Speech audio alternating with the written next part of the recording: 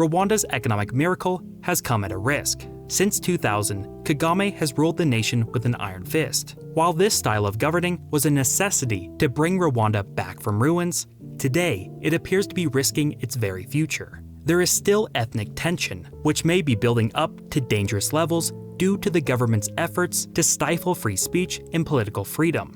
Over the last 20 years, Rwandans have put up with the lack of political freedom because the government has provided security and rapid development. Should this fail to continue, the nation could erupt into violence once again.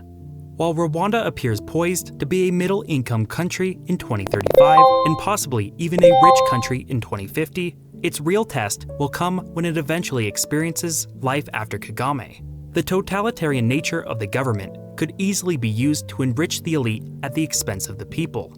Should someone less benevolent come into power, this surely will be the result.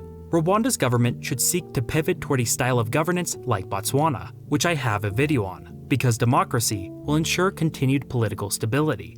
Yet this appears unlikely, because the Tutsis in charge are terrified of relinquishing power. Nevertheless, for the current moment, Rwanda appears to be one of the few African success stories.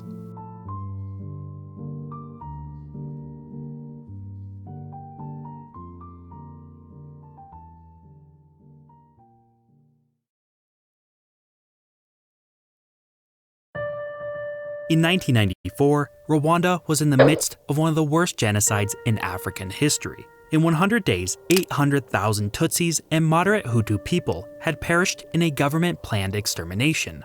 With millions more fleeing from the violence, Rwanda had lost 30% of its entire population. Life expectancy in the country was just 21.9 years. Its already small economy stopped functioning, infrastructure was completely destroyed, and any semblance of a social fabric ceased to exist. Rwanda was a failed state by every conceivable definition. It had become the closest you can get to hell on earth.